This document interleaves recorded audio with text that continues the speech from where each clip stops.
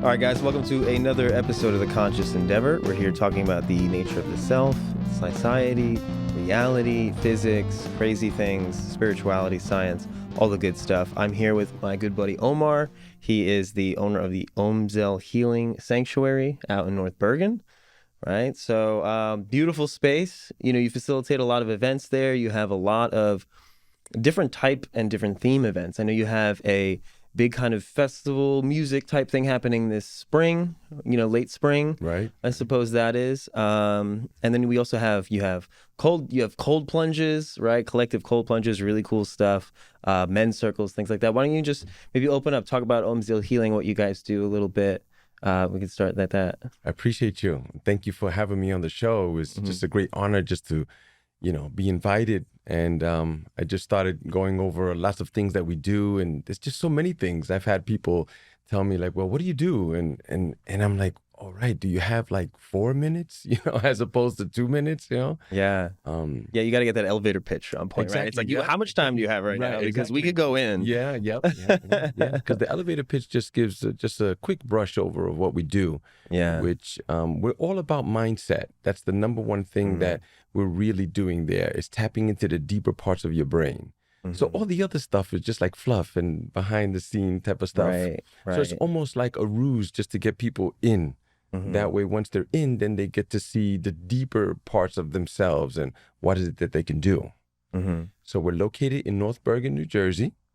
We've been there for about maybe 7 years or so, but we've been aggressively at this Omziel Healing Sanctuary for about 3 years now.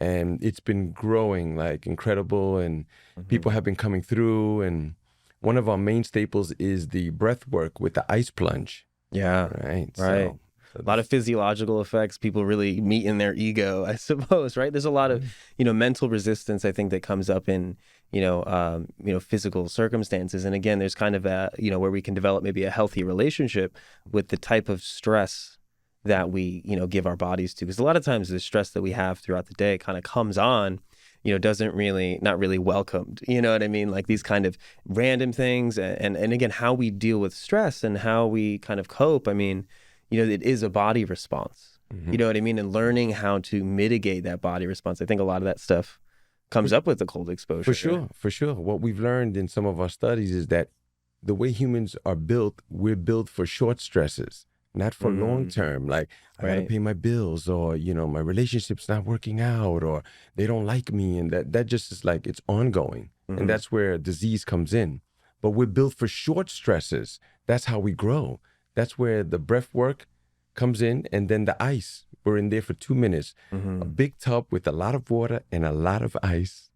But once you're in it, it's hard to think about like, oh, did I turn off the stove before I left the house? Or, you know, am I gonna do that project tomorrow and the job, is it gonna work?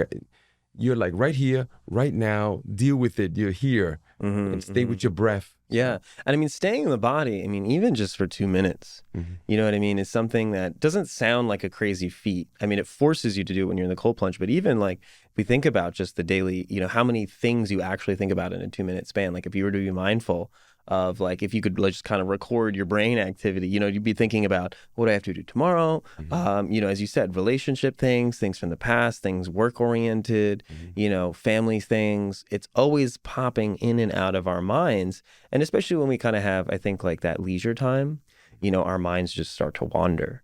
And how we control our attention and how we understand our, you know, attention is really interesting. And I think, you know, that cold plunge, again, that whole idea, forcing you to stay in body, you know what I mean? Because your body's just reacting. And it's kind of one of those things where they say, like, get out of your own way. Right. You know what I mean? Turn off the chatter, trying to stopping your mind, but it forces you to do that in a way. Exactly. Yeah. So the prefrontal lobe here in your brain is a new part of the brain in the evolution of man. Right, the neocortex. The neocortex. Yes. So this frontal part is the one where you're rationalizing, you know, your whole realm, you know, making lots of decisions, but sometimes it's on overdrive.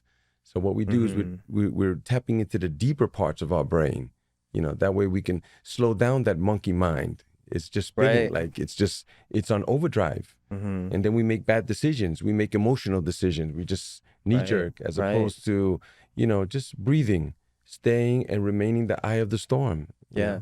I like that reference, the monkey mind thing, right? Because it goes back to the Zen philosophy, how they talk about the monkey mind that's just this automatic, kind of thought process, something that's just constantly running. And again, learning how to kind of dissociate from that or get away from that, as you're talking about this frontal lobe functioning, right?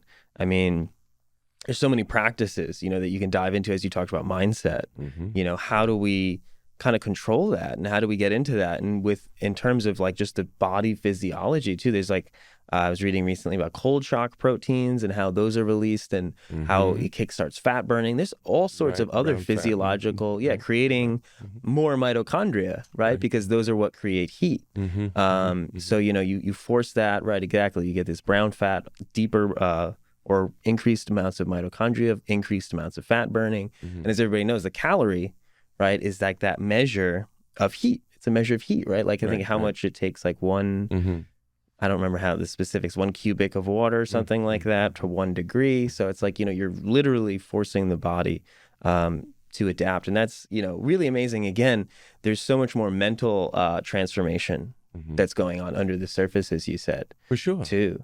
That's what we're tapping into, is just the mental state, because most of us are just, we're just living in a world that so many things are going on. It's your phone or the internet or your home and the movies, and you're getting like thousands upon thousands of messages all day from the bus, in the train, and everything is just telling you.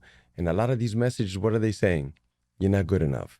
Right. You're not tall enough. You're not slim enough. You're not big enough. You're not short enough. You're just not enough, But what we teach in the Omziel Healing Sanctuary is that you are enough, and you just have to realize that, like that self-realization. We're big on that. Like, who are you? Do you know who you are?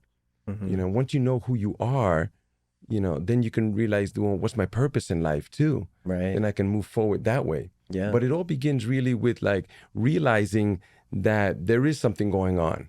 Because if you don't even know anything's going on, you're just going. Right. They got you. Yeah, there's a big potential too in like, I mean, again, going through these exposures, these cold exposures, like there's a potential, there might be a thing in your mind saying, well, I can't do that. There's no way I can't do, and there's all this resistance. For sure. But when you just, let go and give into the process, and this is kind of like a metaphor for life in a way, that you just put yourself in that situation, you notice your body makes adjustments to do so. And it can be excruciating for the ego, right? Because you're meeting with something you told yourself you can't do. Right. You know what I mean? And now once you break that barrier, you get beyond that wall, it gets into mindset of understanding, what they talk about in psychology with like having a fixed mindset or a growth mindset. The fixed mindset says, I can't do this. I can do this. I'm the kind of person that would do that.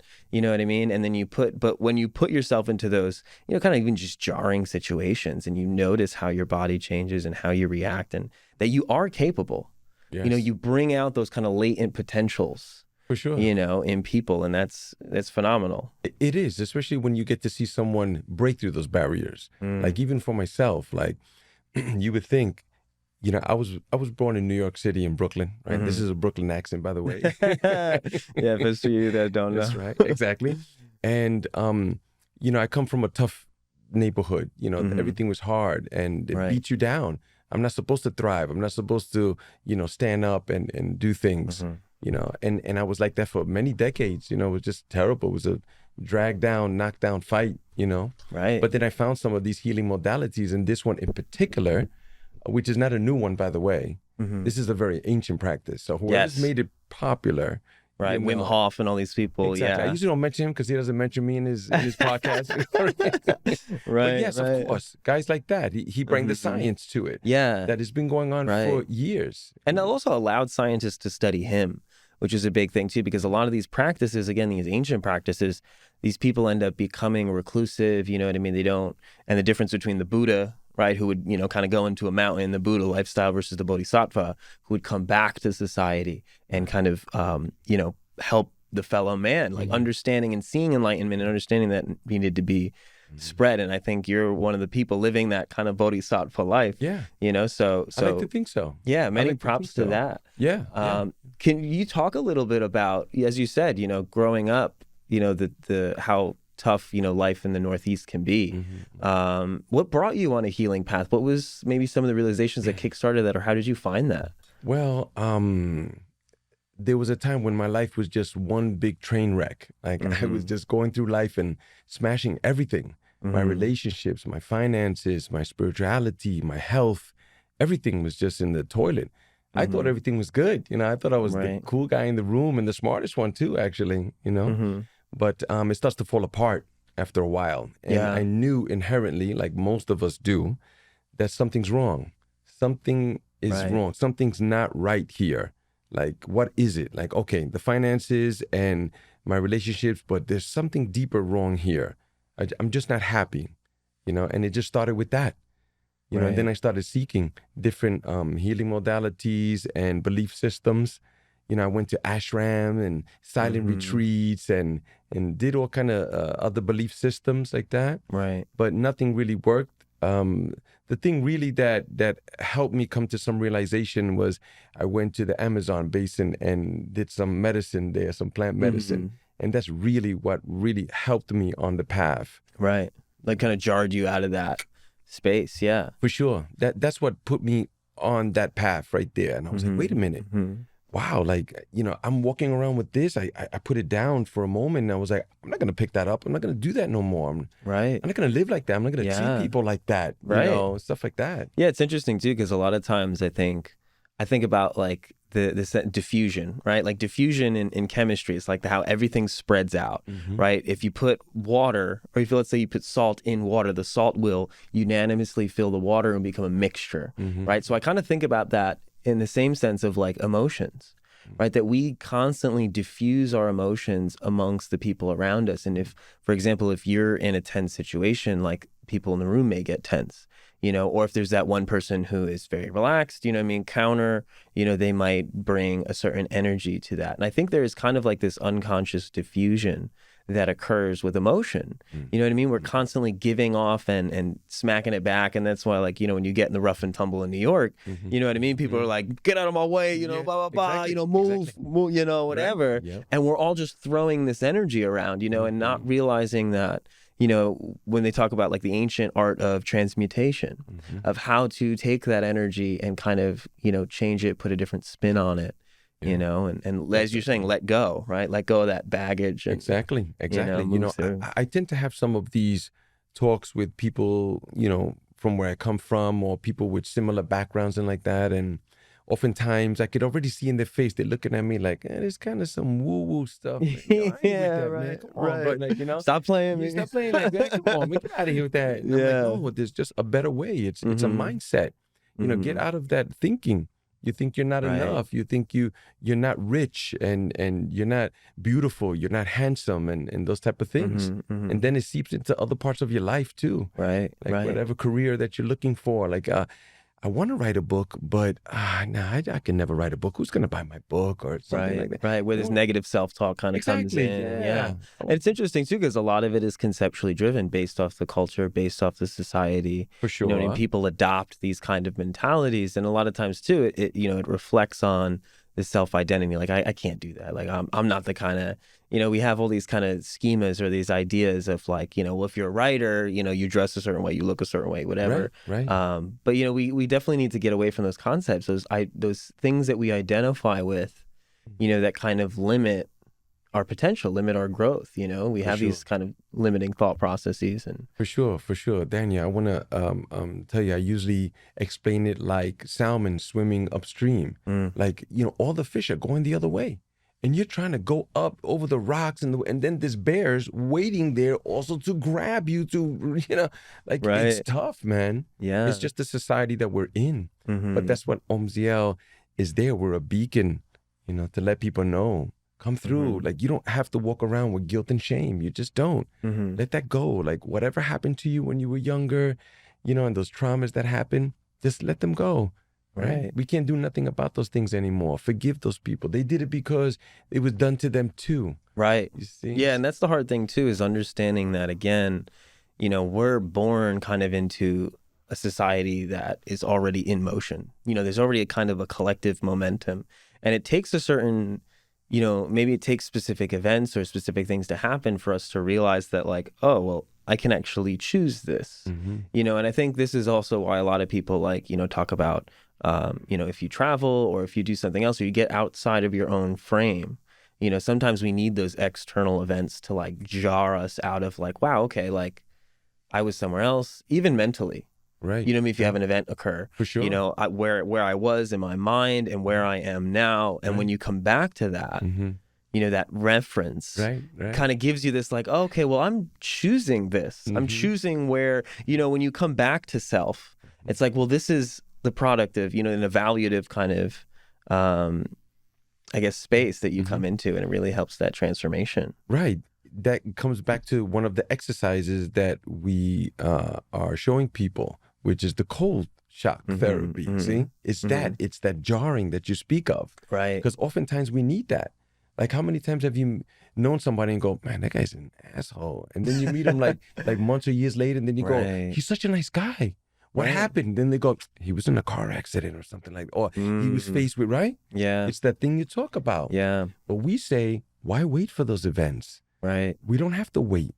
Just do it now. Choose now to be great. Yeah. Choose now to be wonderful and powerful and to go for those things that you want, whatever that dream is or whatever. That's what we do. Bringing that into the real world, I think, is something that we all really need. A lot of people kind of like live in the shadow of, also just carrying, as you said, weight, like, just literally thinking about it. I heard an analogy recently that was just saying like, if your journey is like, say you're walking up a hill, right? This is your journey, but it's so much easier if you drop the weight. Think about how much harder the journey is if you're like, well, I got this bag and I can't do this because of this. And now all of a sudden you're making that journey to where you need to be, I suppose, the difference between the ideal self and your real self, right? We have this kind of distinction. And then we see the gap and then we start filling in, well, that gap's there because of this.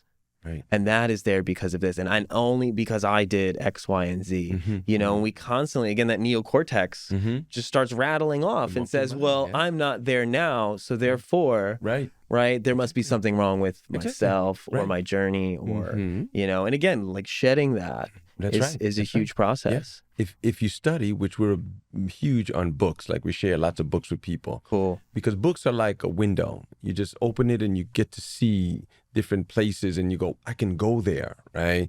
It's just like the wheel. You don't have to reinvent the wheel. They already made the wheel. In fact, if you read the book, it even has the instructions on how to use it, right? See? Right. But once you realize certain things in your life and you open up to many possibilities, like your life just changes dramatically. It's incredible. Like if you study all the masters, they all tell you that it's all in your mind. It's all the perception of what's going on in this realm. And the possibilities are endless. We could do whatever we want. Yeah. It's interesting too, because how rigid our minds can really become, just living, especially I think the fact that we have monotony, the fact that we have repetitive kind of lifestyles. And I think, again, influenced by the culture, like, if we're doing the same things every day, we're kind of, I feel like spirit kind of flies in spontaneity.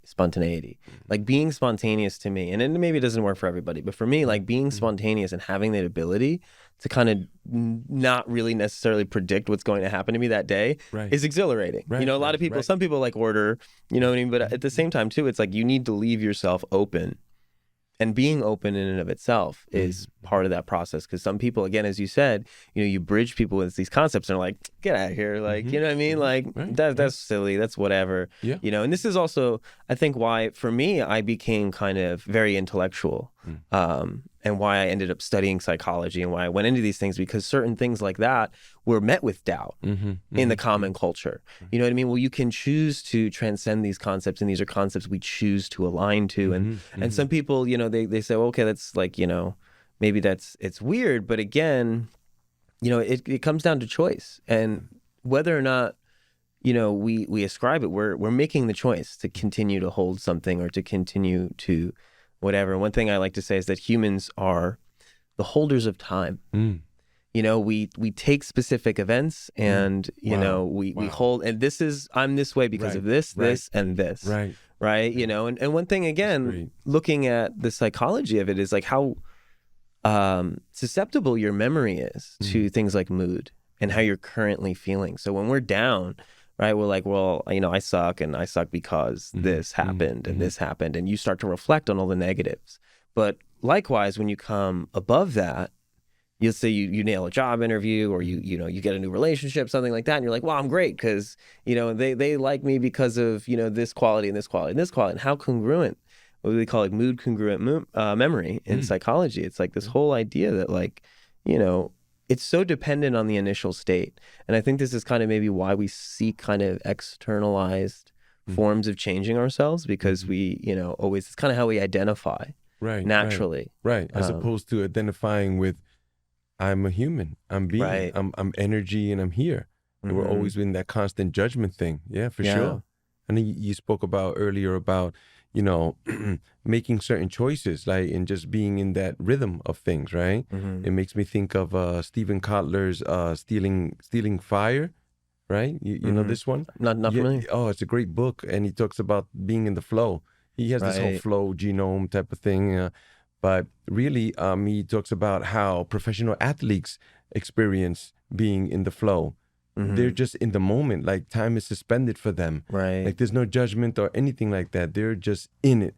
Artists experience those things too. Right. So that's what we're pushing for also. Yeah. Being kind of one with your creation too. Exactly. I mean, when you're an athlete, you know, you're scoping or I'd say sculpting, you know, yourself and your attitude, or your, you know, how you run, how you operate, you know, running your routes, doing whatever as an athlete, but even as an artist too, like getting lost in your craft. You know, I think that's such a huge thing, because again, as you said, like that monkey mind kind of leaves you when you're lost in that art of creation. Right. But how do we get out of it though? You see, this is what we're tapping into. It's that exercise. That's one of the things that we offer, is just, it's like going to the gym. That's it. You're not going to go to the gym and pick up 100 pounds. Like, you have to start with 5 and 10. I don't know what it is. Go take a cold shower. Right. I don't know, you know, or come through and be 2 minutes in the ice. You're not going to die. You'll be fine. Yeah. You know, this is the thing too, is like the mind resists before the body does. For sure. You know, and it's like we hold those. There's no limit. There's no limit. There's no limit. Yeah. The mind is just limitless. If we just allow it to go, you know, the body will follow. Right. The body. And it's so helpful. You know, like if there was something that they said, hey, Danny, you got to, you know, take this, it'll help you. You'd be like, I don't know about that. I see it's helping other guys. Don't make me. Yeah, exactly. But I don't know if that's for me. Like, you know, I'm not that kind of person, which is another lie. You're not a kind of person. Yeah. We just do what we do. We make choices, like you said. Yeah. I mean, I think also this is also why I think that for the West, you know, like our mentality really benefits and really has absorbed a lot of these Eastern practices, because we have the idea, you know, psychology says, you know, there's personality traits and there's this, and they'll tell you you have a genetic predisposition for X, Y, and Z, and we think that is set in stone and solid, but those are, you know, sciences from the 50s. You know what I mean? And this is the thing, that the modern culture hasn't caught up to how fast science is moving nowadays, right? Talking about neuroplasticity and epigenetics, like literally how genes can turn on and off based on behavior. You know what I mean? And again, tapping into that. And I like what you said there, with like, you know, you execute with the mind and the body will follow. Right? You know what I mean? So super cool stuff there. It moves into that realm of like, I'm the master here. I like to tell people, we're living in a Ferrari. This is a high performance vehicle right here. Yeah. Right? In fact, this part of your head right here, what do we call it? It's the temple.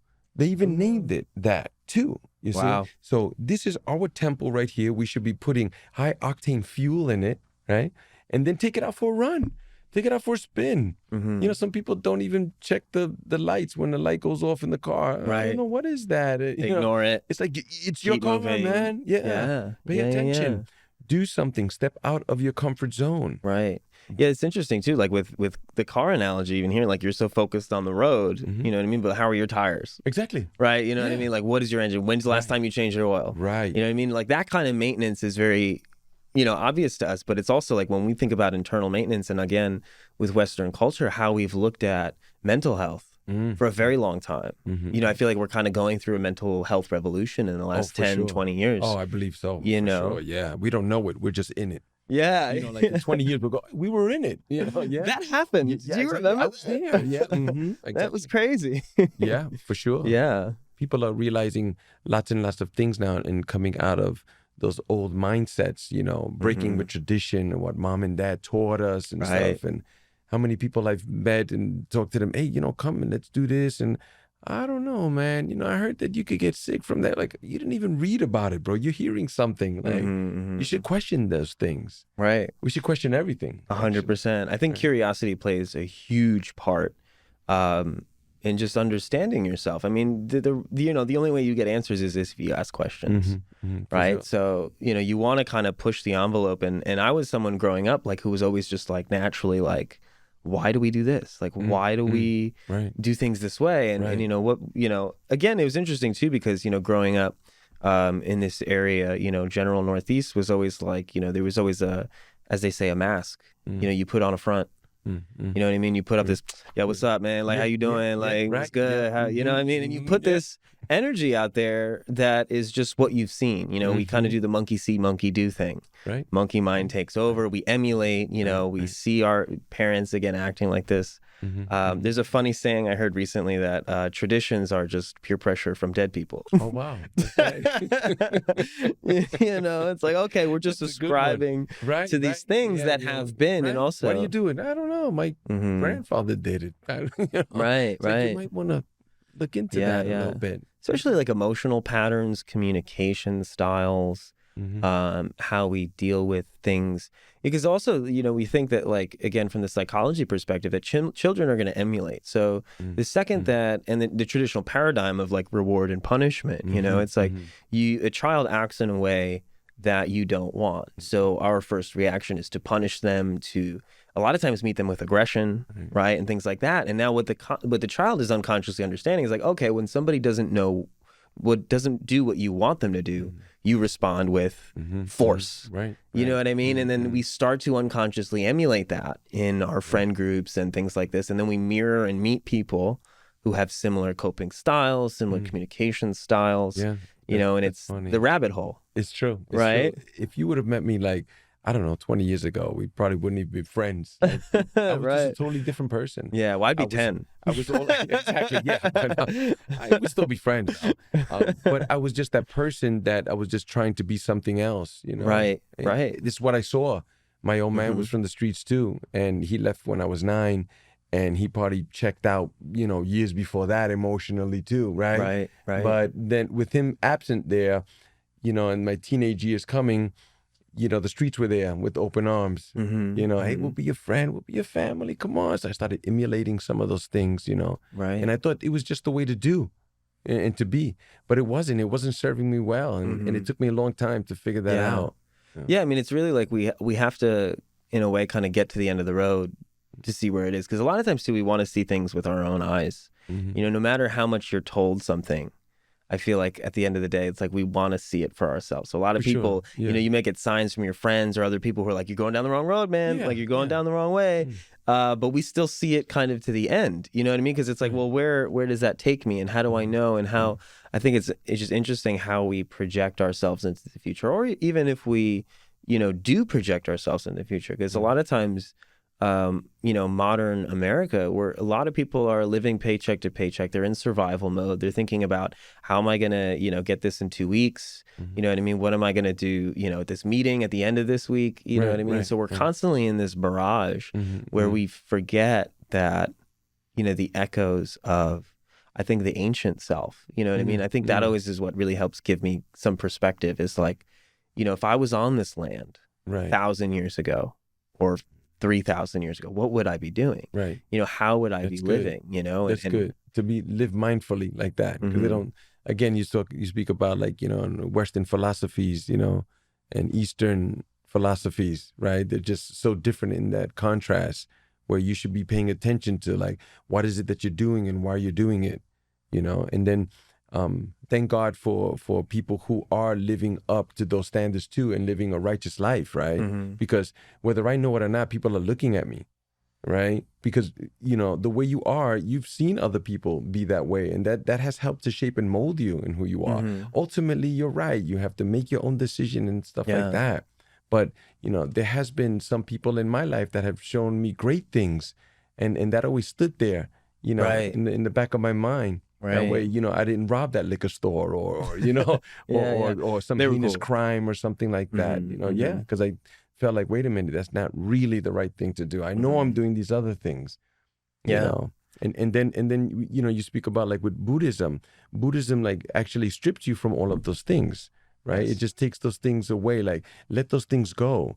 You're just they're things that are temporary. You're trying to hold on to things that it's like sand in your hand. It has no value, So we try to embrace those things. My father is actually a practicing Buddhist now. See, wow. So here's a guy from the streets that was teaching me all of these other things, womanizing and stealing and all kinds of other stuff. But now, he also helped to shape me in that other way also. That's wild. Now, did you guys come to a kind of like realization around the same time, or how did that?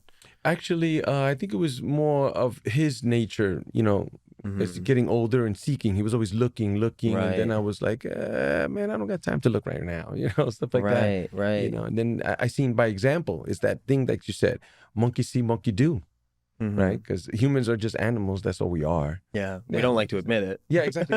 We're human. We're animals. Right. Yeah, that's the species of animal that we are. And the interesting thing, too, is like a lot of times if we are being reactive, highly reactive to our environment and just emulating and doing these things, again, we become lost in the sea of what it is. But I think, as maybe the Greeks or the Platonic people, Platonists, right, would say, is that like, that ability to be evaluative and to make conscious choice and to weigh pros and cons, that's kind of the facility of the human mind, is to make those conscious judgments. And then they came up with ethics and morality and all of these things, because it's like, okay, well now, like my hormones tell me to jump on the table, punch that guy, go after that girl, you know what I mean? Do all these things, right? But it's like, when we, weigh in on the civilized self and the ethical nature of things, but again, also understanding that those are transitory, chasing desire, as they say, desire, the Buddhist perspective, that desire is suffering, that it constantly keeps you, okay, now I have to get this thing, I have to get this thing. Again, ignoring the Ferrari, right? Ignoring the larger practice. I think one of those things that really helped me too on like kind of a spiritual journey was tapping into that inherent biology of like, this is a supercomputer. Right. I mean, I kind of like to say sometimes the conscious mind is the baby in charge of the supercomputer. You know what I mean? Because your conscious mind's like, I want some halal food right now. And those shoes are pretty dope, but it's like you can literally tap into dimensions. Like you can tap into other facets, Yeah, whatever it is that you want to do. You want to manifest in a career, and like this is just nothing compared to some of the things that we really can actually do. Yeah, I mean, it's interesting too, because we have this perceived level of stress, and we again hold that. And it's hard to let go. I think, but it's interesting too, because a lot of the religions throughout history have always preached this idea of forgiveness and those things. And again, too, it's like, when you forgive someone else, you're setting yourself free. Right. You know what I mean? It's like, you're mad at them, but you're the one who's mad. Right. Of course, you're holding on to that. Right. Kind of thing. Of course. Yeah. You think of like Stoicism too. Like, it's those type of ideas that if somebody says you're an asshole, well, maybe you are.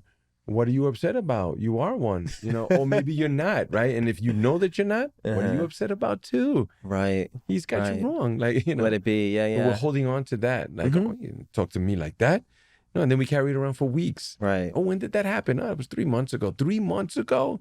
And you're still walking around with it? Yeah. It's interesting too, because it's like, even that statement, you talk to me like that. And it's like, well, what are we emphasizing? Are we emphasizing the talk? Or is it more like, why are you can't talk to me like that, when you take it personally. It's like where the barometer is for how we take things and how we understand things. But there's the wide kind of perspective. And one thing that kind of keeps me grounded sometimes is I always tell myself it's an argument between perspectives and not persons, right? You might disagree on particular things, but that doesn't mean that you're not both within your temple. Right. You know what I mean? Exactly. You should honor each other and come to, and this is kind of like where I guess skill and communication and things like that, understanding the self, diving into transmutation again, like this idea that, because sometimes it's great just to, you know, as we call it, squash it. Right. You know what I mean? Just squash that shit, right? So somebody comes at you with an energy of negativity, and rather than bouncing back and being reactive, you kind of say, well, I see how you would feel that way. Right. I see why you're upset. Like, that makes sense. Right. You know, and I'm sorry if I did that. And people are like, yeah. You know, they don't know how to, if you just absolve that, you know, now we can come to common ground. Yeah. You know, but again, we kind of do this like dance. Yeah, it's true. A lot of the time. I'm still working on a lot of those things. Like, I've shed a lot and tons of stuff, but still working on things, you know. And there at Omziel Healing Sanctuary, you know, my wife is actually the other half of what we do. I just wanted to mention that. 100%. So she's the other half. She usually does the harder job, taking care of the kids, which is really tough, you know.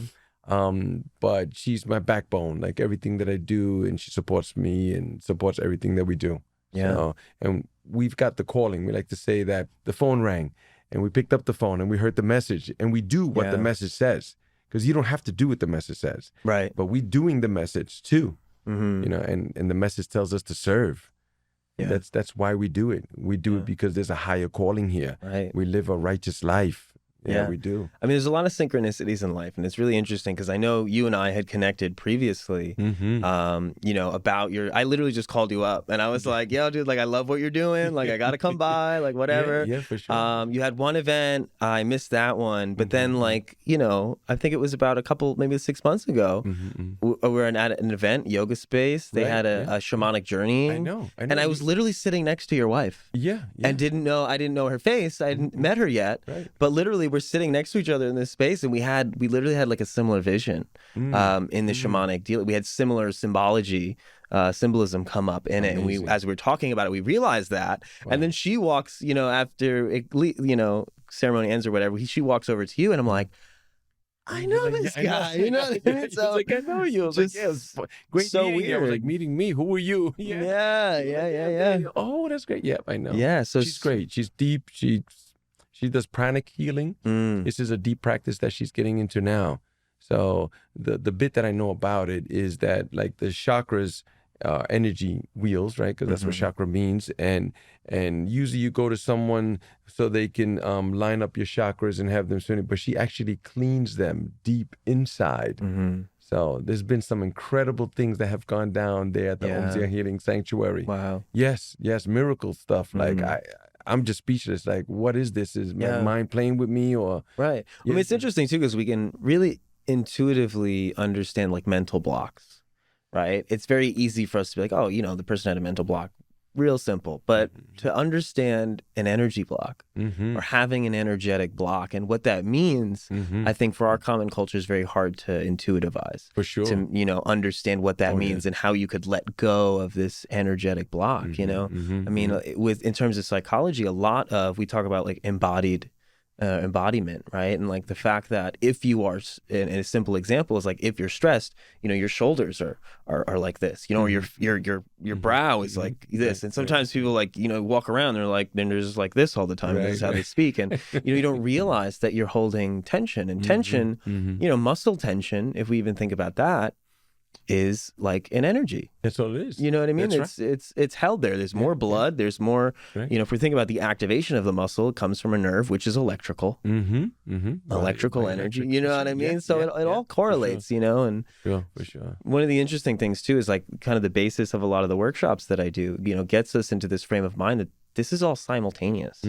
All these phenomena, you know, what the physics of this is, and the biology and the chemistry and the psychology and the neuroscience, all of these are simultaneous phenomena. They're all happening at once. But the common problem with the scientific community, it feels like, is that we use the reductionist paradigm. We pull it apart and we look at all the pieces individually to try and figure out each one and how they work, you know, but we forget this kind of holistic perspective. It's almost like we've forgotten. But this society capitalizes on that, right? Like the pharmaceutical 100%. Industry and the marketing and all of these things that we're buying that we don't need. Like, you need it to make your life easier and better and stuff like that. And these parts, they're separate. It's going to fix this one. Yeah. Don't worry about these, because this might happen. Right. But this one's going to fix, you know? Right. But that thing you speak about, like, you know, just being one with yourself, and know that all of these things are happening. Your physical body, your Ferrari and all of that, the oil that you're putting in it, you know, the tires, everything. Yeah. Just pay attention to those things, and you'd be amazed by some of the things that you can do. It's also just the simplicity of some of this stuff, because sometimes it's like, honestly, like vinegar and baking soda, the two things are just like every cleaning product on the planet fixed. Right. Vinegar and even I started using baking soda, like just a little bit in water as a mouthwash. Yeah. Incredible. Yeah, I know. Yeah, that's great for digestion. It's also you can drink everything. Yeah, it helps to alkaline your body in the morning too. 100%. There's lots of these things going on. And there's these simple solutions to things. You know, bringing it back to just, I want to say, bringing it back to the earth. Right. You know, bringing it down to brass tacks, you know, you might want to call it. Right. You know what I mean? But like just being, you know, the sense of community that you're building, even, you know, at Omziel, it's like that is incredibly healing. Thank you. To see other people on the path and hearing about other people's struggles and things like this. I know you run the men's circle as well. Give that a shout out as well. We do a men's circle. We do men's retreats now, and we do an online Zoom, you know, like every other week. And we go through the whole year, and it's built around just mindset and what's going on. You know, we're not talking about the poker game and all this other garbage, you know, we're talking about real stuff, and guys get like, wow, great things out of it. And then speaking about the retreats that we do also, we usually go for about anywhere between 5 or 4 days or 3 days, weekend, something like that. But some of the things that guys say, like in these groups, like we had one guy who said, my wife doesn't even know this. Wow. And he loves her and has kids with her too. Yeah. And he never spoke those words, but only spoke it with us in that group. Yeah, camaraderie, Amazing. you know, an amazing sense. Powerful. It's priceless, brother. Priceless. You can't smoke it, you can't shoot it, you can't find it nowhere. It's beautiful, man. Yeah, I mean, that vulnerability becomes incredibly important. Also because I think, as we were speaking about like the culture, men have been taught traditionally to ignore it, push past it, be tougher than that, suck it up. Suck it up. You know what I mean? And we don't learn how to cope. We don't learn how to share our, you know, vulnerabilities and share, you know, our just ability. And it's, when you open that door, it's in like where you're going to go. Who knows? You know, for sure. It's really wild. Life changing. How many people have come to me, Omar, you've changed my life. Wow. Thank you so much. I'm like, it's not me. It's you. I'm just providing. You came here. Exactly. You chose to come. Right. Yeah. What I like to tell them, Daniel, is that I'm like the doorman. That's all I am. Or I'm like the usher at the movies, making sure you get to your seat without knocking the popcorn down. Right. The film is exactly. I like that. I like that. So yeah, I mean, so you have these retreats. You also have, again, in coming late spring and May, you have a May 13th, a full event coming out. The rising ethos. Yes. Right. We like rising because it's the perpetual motion of up, and then the ethos, which we attain that like to, like myth. your character. Yeah. Okay. Yeah. Your character and sense of community and who you are. So that's rising. It's the community. That's beautiful. Right. So that's May 13th this year. Yeah, May 13th. Up. Yeah. Very cool. So yeah, how do you project the future of Omziel? Let's say like a couple of years, like where do you see this going? I mean, you're doing retreats and bigger events. Do you see this getting like land? See yourself staying in the urban area? Like what do you see for the future of Omziel? Thank you for asking. I mean, we've thrown down lots of ideas on the table and we're looking at different ones, but land is always there in our vision and growing as well. We have a 2-family home. And we've turned the 2-family home into the sanctuary that it already is. So people come there and it's a hub, it's an energy hub. We started in the garage. And then we had some tenants living in the basement. Once they moved out, it was that call again that came through. Yeah. And the voice said, what are you going to do now? And I was like, yes, you're right. So we dedicated that space to healing, you know. So the future is extremely bright for us. People are coming like, oh my goodness. It was hard for me to get like 1 or 2 guys to come through. Now, you know, there's like a dozen guys coming in for ice and breath. And then my wife is also the in-house baker too. So she's making muffins and stuff. Yeah. And as nature shows us, you know, everything grows exponentially. So in the beginning, it's incremental increases. But as that grows up, you know, it's like they invite 2 people and those people. So 12 becomes 24 and 24 becomes 48, right? You know what I mean? And this kind of, you know, kind of, it's the compound effect. 100%. But it's always that consistency too. We're consistent. we don't deviate from our vision and what is it that we're serving people, caring and stuff like that. Because once you do that, people figure you out after a while. Man, this guy full of shit, bro. He's just trying to get some money. It's not like that. Once they see that you're authentic. And you're of service. And you're of service, exactly. That comes first, service. Once they see that, it's like, oh, the doors fly open. When can I be there? How can I help? Like, what can I do? Like, incredible. Just incredible. Yeah. Absolutely amazing. So if you guys want to look into a little bit more about Omziel Healing, check the links in the description. We're going to have all sorts of stuff there. So if you want to tune into some of the men's circle, the events, you got music and all sorts of other things, ice plunges if you guys are into it. That's right. So if you're in the Northeast area, definitely hit up Omziel Sanctuary. Omziel Healing Sanctuary. So links in the description for that. Check out the psychology workshops we have as well. Wrapping that up, thank you, Omar, for being here on The Conscious Endeavor. Thank you, brother, for having me. See you guys next time. Appreciate you.